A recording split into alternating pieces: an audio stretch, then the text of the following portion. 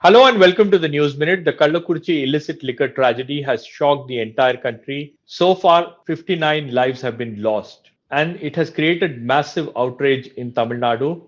And now questions are being asked of the Tamil Nadu government as to who is responsible for this tragedy.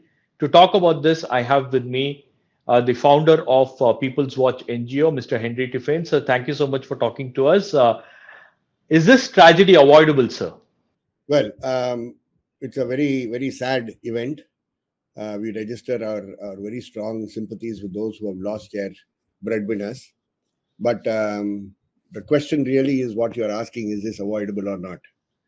In a state where almost in competition you've had two governments, one after the other, having not changed their policy of state-supported liquor shops. Let me put it in very plain terms.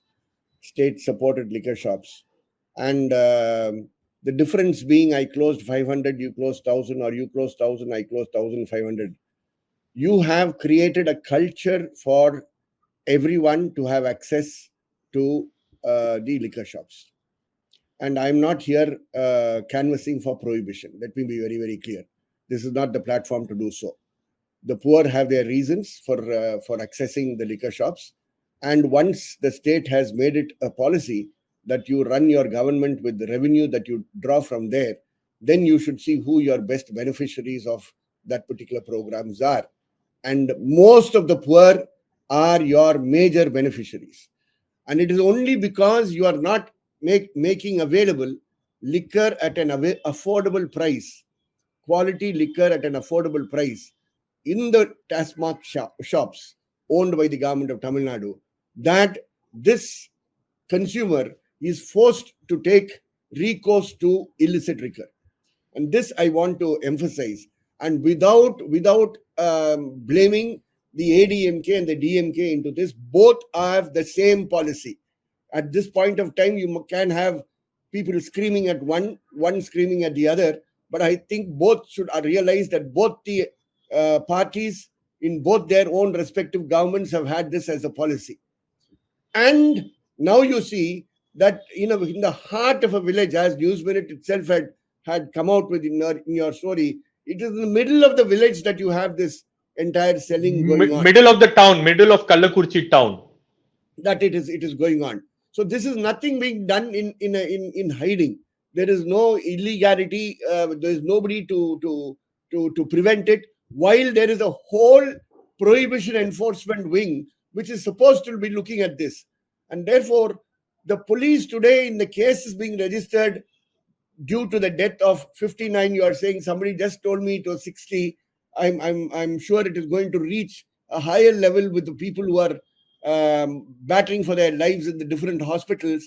It is not being said with pleasure, but the targeting is very, very clear. The targeting is on those who are selling the liquor, and they are not the people who are responsible. The people who should be held responsible are the authorities, whoever they are, whatever ranks they are. If the government is serious about this tragedy, as it said it was about the earlier tragedy 1 year ago, then the heads that have to roll and the investigations that have to be initiated are against those police officers responsible for the prohibition enforcement wing, number one. This is something that I wanted to first say. Two, can this be avoided? Yes, it can be avoided. We know who are supplying liquors to the government of Tamil Nadu. The liquor lobby, where it is manufactured, who the manufacturers are.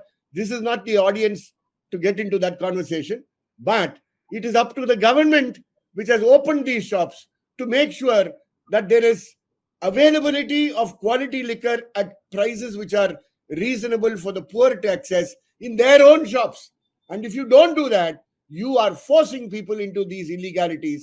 And there is your police force, and I'm sad to use this word, making money over the poverty of people and being safeguarded by a government, because the government needs to safeguard itself.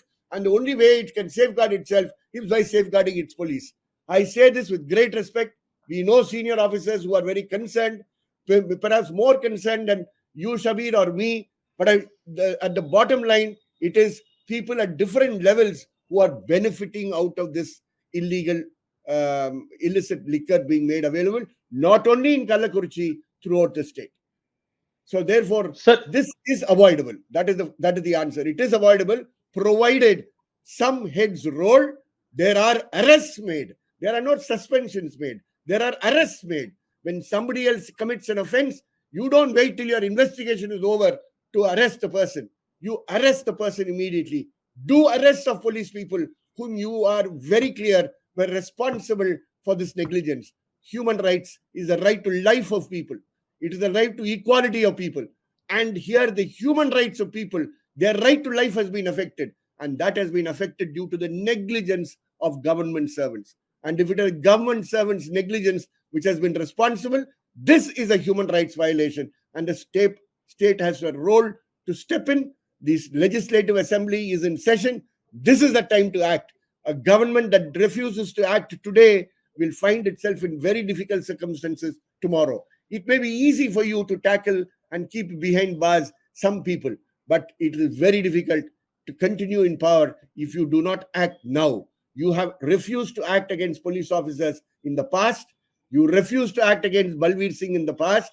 You have always been trying to cover up these kind of police officers who are blatantly negligent. Here is an occasion when the government, if it is truly independent and if it is truly following the principles of social justice, then here is the time to act.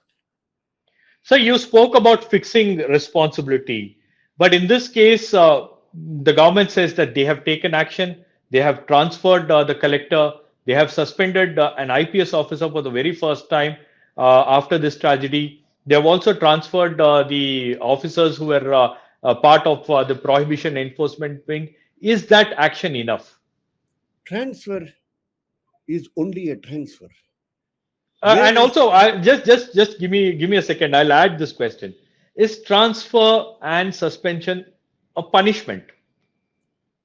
Shabbir, they have registered a criminal case. The investigations are going on. And we were also told that that investigation was handed over to the CBCID. Now, if CBCID has started investigations and there is a dedicated superior officer, senior officer appointed to lead that investigation, the investigation should start with arrests of police personnel who have been negligent. If that doesn't happen and only transfers happen, I know transfers took place in different places across the state. We don't need to get into all those past incidents. That is never an action. And their suspensions are never an action. We know for 2 days the suspension will be known to people. The third day, the person who is suspended will continue without disciplinary actions being initiated. Only because we have been pestering them have the disciplinary actions in Thoothukudi against police officers still been kept alive. But that needs so much of pressure. Does the DMK government require that kind of pressure? Do our members of parliament, whom we elected recently and who proudly say that they are 40 across 40, do they not feel that this is the time to act? If they do not, people of this state will take law into their hands. Unfortunately, you are forcing them to do so. I am not supporting any political party here. Let us be very clear. I made it very clear in the beginning. ADMK has the same policy. DMK has the same policy. And if you do not cater to a rehabilitation of people who have got into a whole habit of drinking, you don't have a rehabilitation policy in this state, then you are welcoming people to continue drinking. And the poorest of the poor are the victims of these kind of tragedies. Sir, also, this is a clear case of deterioration of law and order, because a similar incident happened last year in Marakanam, in Chengalpet district and Viluppuram district, where 23 people lost their lives. No lessons have been learned, and once again we see a similar tragedy unfolding right in front of our eyes. I believe, Shabbir, and I say this with respect, I would not like to name police officers because this is not the time to pit one against the other. But there are police officers in this state who have taken action in matters of illicit liquor as well as drugs in the state and brought or attempted seriously to bring things under control. So Tamil Nadu police cannot do this is not a phenomenon that people can believe in. It can be done. There are very good officers. The government should not tie up their hands. The government should have the courage to appoint them in these places at this point of time and say, you take responsibility. Unfortunately, those kind of officers are not preferred, is my humble opinion. It is not that we don't have the potential. We have that potential of very senior officers, committed officers who will not turn this side and that side, but they should not be interfered with when they act. And unless you put some police officers, even if they are senior, in their places, things will continue. Let us not forget the case of a DGP in Tamil Nadu who finally had to be convicted after his retirement in a case of sexual harassment. He had several traits of this sort throughout his career. And this is not the time to list that out. But had this been handled at the right time, in the right manner, we would not have had such a shameful incident of a DGP being convicted in the state of Tamil Nadu for sexual harassment. This is equivalent. This is same. If you do not act against police officers, you are responsible for non-accountability of the police. And when there is non-accountability of the police, it leads to law and order situations of a very, very bad nature. And we are in a very difficult situation. If law and order is the issue that will be raised up, you know who will gang with whom, and we will see what the consequences are for a democratically elected government in this state. And therefore, action is the only way out. Please do not satisfy anybody. Be brutal in your action. Your actions will speak for yourself, and simultaneously have a policy. As long as you keep your liquor shops open, keep an open policy of liquor which is priced low for the poor, and advertise that. Let people have access to that. They don't have access to cheap liquor, and that is why, and your liquor shop rates are going up, and that is why they are forced to take refuge under these kind of illicit liquor outlets that are being made available, for which police are also being bribed, very heavily bribed. Without police protection, all this, to believe that all this was taking place without police action is, if they have not arrested somebody after 60 lives have gone, that speaks very, very, very, very poorly about a chief minister who otherwise we usually are very careful in criticizing. But what do you have to say about a government that is refusing to learn lessons from a similar tragedy in the past? The entire system knows how this entire mafia, operates, and they all know who are these people who are distributing liquor, who are brewing this liquor, who are part of this entire cartel. What can we say about a government that is refusing to learn its lessons? Unfortunately, and I say it with no anger against the government, but with concern about the affairs of our government, the chief minister has to throw away a fence that he has allowed to build around him, which is informing him things not correctly. Let me put it in the most polite manner possible. That fence has to be removed. That firewall has to go. And that firewall is through executives as well as within the party. So the chief minister can take a Padayatra from Chennai to Kallakurichi, but the Padayatra route will be so well sanitized that the truth will always be hidden till the end. He has to ensure that within his party, he has access to the correct information. He has to undertake exercises that the executives surrounding him bring the plain truth to him. It is because he does not have access to the plain truth, or he is overpowered by those who have the news, who have the truth with them, that they have him in their control, that things are not changing. And therefore this has to change. We are all people who are not anti-government. We are not anti-social justice government, but a social justice government has to perform, has to act. When a tragedy of this type takes place, we don't talk about social justice. We talk about standing on the side of the victims who have been there. It is not enough to only say their education will be looked after they reach their majority, they can enter colleges and there will be fixed deposits in their name. All that is fine. But this will repeat. Today it is yesterday it was Marakanam, today it is Kallakurichi, tomorrow it can be another place. And it's a sad reality that the poor will always continue to be the victims. And if you look at who the victims among the poor are, then you will get much more truths which come out here. These are toiling masses of our country who are losing their lives because of the policy of the government. And if that policy is leading to this, you have to review that policy. But that's a different debate altogether. But as long as you have this policy of open liquor shops run by the government, then you have to also ensure that this prohibition wing of yours, where you have so many officials, is taken responsibility at.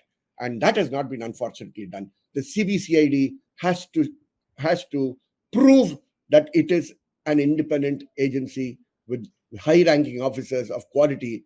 If they really want to prove themselves, first arrest the police officers whose negligence was responsible for this business to carry on in Kallakurichi, in the center of the town. If you don't do that, no amount of talking in your assembly, no amount of allowing the opposition to walk out, etc., is going to save things. I'm not speaking on behalf of the opposition. I'm speaking on behalf of the people of the state who want this government to take action. And they may also belong to your own government. They may not speak, but people in your own government, officers in your own government, may perhaps be wanting to say the same thing that I'm saying, maybe much more stronger in the words that I have expressed. And like you said before, an illicit liquor mafia cannot operate without the knowledge of the police. When there are checks and balances, when there are agencies that are specifically looking into these kind of activities, how can they turn a blind eye? And then why should the chief minister wait now? Because the tragedy has happened and it's been more than a week. And why is the chief minister still hesitating? There is some kind of hesitation on his part. That hesitation is definitely visible by the fact that no actions have been taken, and they try to hide under the transfers and suspensions as actions initiated. I'm sure everybody knows that these are not sufficient actions, but this will lead to a situation where you are opening doors to talk about the mafia. And the mafia is, you'll have to see who the partners of this mafia are, where their allegiance goes. It is not my purpose to open that debate here, but that mafia, you have to distance yourself from that mafia if that mafia is anywhere closer to you. And if that mafia has been responsible, hold the mafia responsible in that criminal investigation that is taking place. Why is that not being done? So that is the action that the state and the people who voted for you, who voted for your government, who voted for your members in parliament, who voted for your alliance partners, members in parliament, this is what we are all collectively asking. Maybe because they are alliance partners, they are hesitating to speak. And therefore, we who have the freedom to speak have a duty to speak now and not remain silent as hypocrites. There are two names of sitting DMK MLAs that have come up. In fact, PMK founder Ramadas and several other politicians have also named them, but they have also, sent a legal notice to him, accusing him of trying to malign the image of these MLAs. But as these names have cropped up, do you think that somewhere, as a DMK party president, the chief minister has the responsibility of looking into it and addressing this issue, or issuing a clarification on what exactly has happened? What was their role? I'm repeating exactly what I said earlier, and I use this question to answer the same. On one side, he has a firewall within the executives, and that firewall has to be broken. There are executives who are close, who keep him informed of matters which they think would be music to the chief minister's ears, and I think that has to be taken seriously by a chief minister who speaks otherwise, who expresses otherwise, and who publicly postures himself differently. The same is within the party, and not only on this issue. And therefore, if anybody, and I'm not wanting to bring in political colorings to somebody who might have indicated to MLAs, if somebody is named, as we mentioned, as an independent chief minister and as a leader of as the very respected leader, unanimous leader of a ruling party and a ruling alliance in the state, you have every moral duty to look at the accusations made rather than then throw it at somebody saying it is the opposition speaking. It is only the opposition. We have a poor opposition. Let me be very honest in this. We have a very poor opposition. And having a poor opposition in a state is not good for the democracy of the state. And from the democracy that we all cherish and that we all want to promote at the national level, and that we all held DMK and its allies responsible for at the national level, I think that democracy should also have its quality represented in terms of proper participation in the state. And there you give opposition MLAs, you give opposition parties a hearing. And if the opposition leaders have stated something, even if it is to your ears, it is something which is coming from with political vendetta, please have an independent mechanism to verify whether it is true or not. And if it is true, and your conscience proves it, it is time you act. Acting on such issues alone will ensure that the DMK here will continue to respect democracy and have the moral strength within yourself to be in alliance with opposition parties at the national level. And we say all this with great respect. It is always with great respect we say this. Public criticism is a must, and civil society cannot be seen to be keeping quiet at such times. And that is why we are speaking out. And my last question to you, sir, you spoke about a weak opposition, but there are also alliance partners who are very vocal, who are very strong. Somewhere, do you feel that the alliance partners have also been very meek? They are not questioning the government enough, or just being an alliance partner, they are like, taking it lightly? I say so. I agree with you. I mean, I agree with you with a lot of. I mean, I cannot but agree with you. Alliance partners should have spoken now. Alliance partners are people who have very, very strong principles. These are parties with lots of principles. These are parties which have followings which are statewide. They are not ordinary parties. The alliance partners are serious. It's a different question that alliance partners have no role in the government. That's a different question altogether. But this is the time for alliance partners to speak.